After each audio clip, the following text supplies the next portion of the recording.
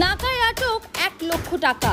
শ্রীরামপুর থানার পুলিশ নির্বাচন কমিশনের স্ট্যাটিক সার্ভেলিয়েন্স টিম নিয়ে শ্রীরামপুর ও সিঙ্গুর থানার সীমানা এলাকায় নাকা করছিল আজ দুপুরে। সেই সময় সিঙ্গুরের দিক থেকে একটি মোটর বাইকে চেপে বৈদ্যবাটির দিকে যাচ্ছিলেন এক বাইক আরোহী। চাপসরার কাছে নাকায় সেই বাইক আটকানো হয়।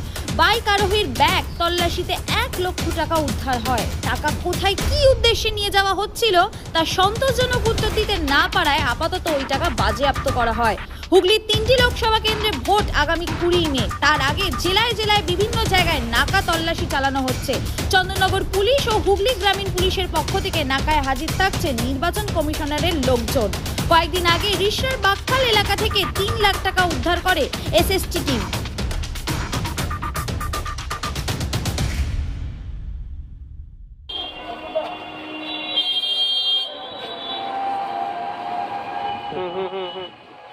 নিন